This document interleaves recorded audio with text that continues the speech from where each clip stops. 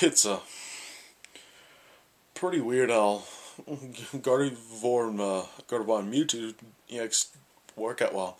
So, in turn, you're really looking at 120, 160, even 200 damage with 3, 4, 5 energy, and maybe some plus powers to throw in if you try to knock out like Pokemon with like Reshiram or Zekrom up front, and or Eviolated Zekrom EX or Reshiram EX. So yeah, pretty much put you in that situation. So in turn, it really does work, but for the most part, this is probably the most hyped deck coming out. It'll definitely see a lot of play. Now, is there any rogue variants of this deck? You bet. Now, how could there be rogue variants? Well, Electrode, we don't know if Electrode's going to be popular or not with the deck. So, it really depends. Most people will probably be smart enough to play either straight up Gardevoir Mewtwo EX or Gardevoir Mewtwo EX with Electrode Prime.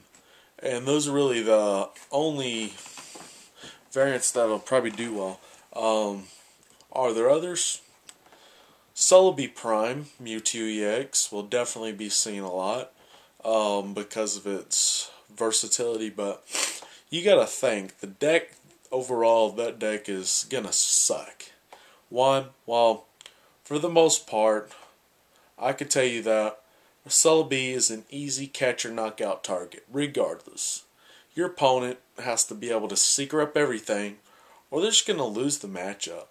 And that really makes a difference. And in decks like Celebi Prime and Mewtwo EX, you wouldn't use Vileplume for the simple fact that, well, you're not going to use Rare Candy. So, you're not going to use Vileplume.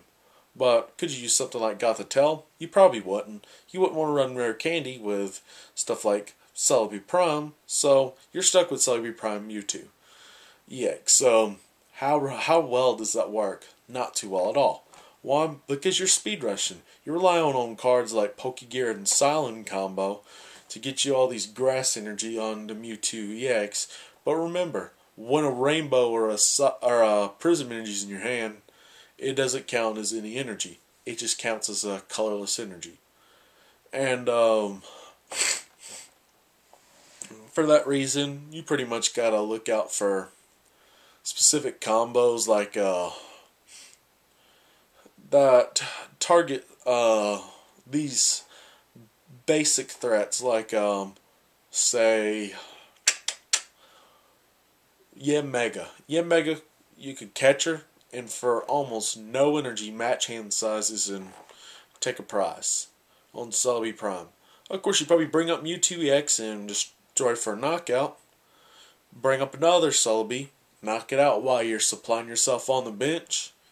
And chances are Mewtwo's not going to be able to defeat you if you can get something out to defeat Mewtwo, which isn't a hard feat at all. Because once they lose that Mewtwo, all that energy's gone. They'll have to get it all back up and onto another Mewtwo, and that could take 2 turns. And are people willing to do something like that? Probably not. You need to run a buttload of energy returner, energy retrieval, junk arms, even fisherman. And even then, you probably won't have 3 or 4 Celebi Primes on the field. So, Mewtwo EX Celebi Prime will be seen, but not near as big as a threat. But do watch out for it. Probably the deck to watch out for is probably Durant. Especially those variants with Yemega Prime. Why Yemega Prime? Well, that 1/1 Yemega Prime gives them game 3. So, most of them like Kabalion, but Yemega Prime is a lot more efficient and a lot more reliable. So, I'd go with Yemega Prime instead. Now, as far as Durant goes, you'll probably see people run like Skyner Bridge, no Prism Energy because you really don't use anything but metal, so you'd rather stick with the special metal to give you that added effect, or basic metal to stay out of Sizzle Prime Lock, and stuff like that.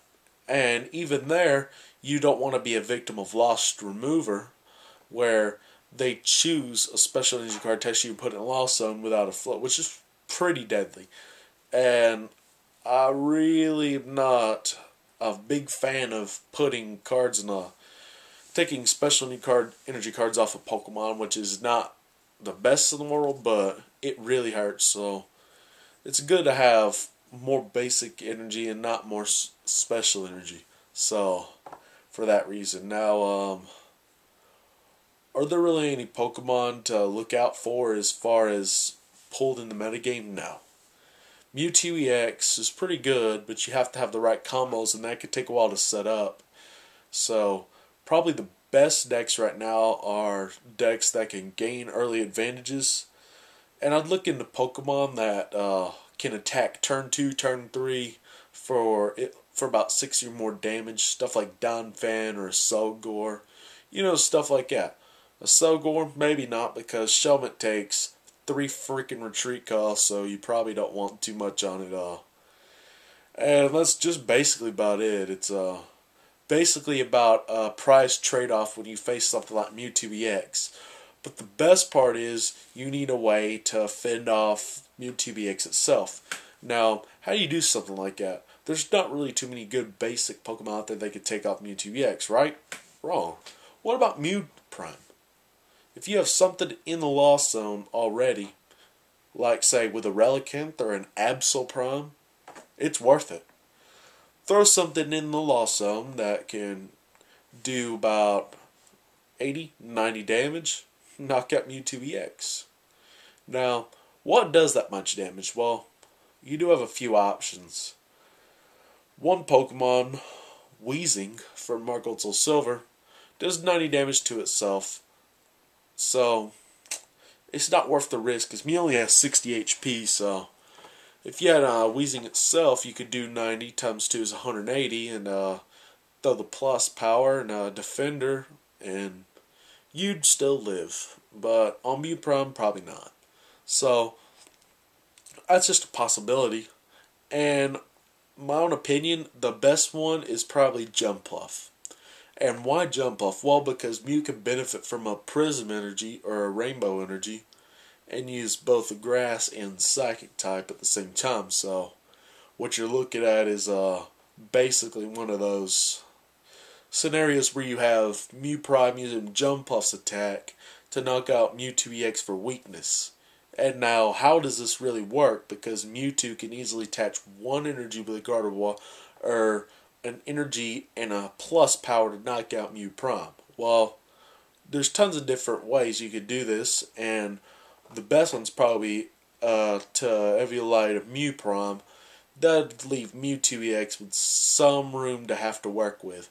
And that's always a really good thing, but the bad thing is the price trade-off might not be worth it.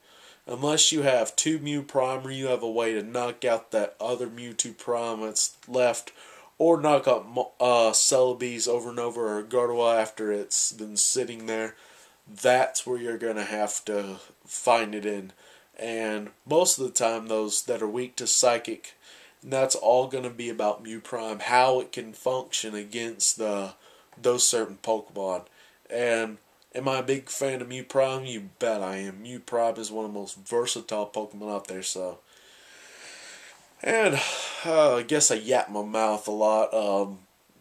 Sorry, this is a 2-part. I know I'm going to have to split this into 2 different episodes, so sorry if this comes out late. So I'll probably have this video, the whole video up probably somewhere on Monday, maybe Tuesday. If it's out Sunday, that'd be great. But we'll have to see what happens.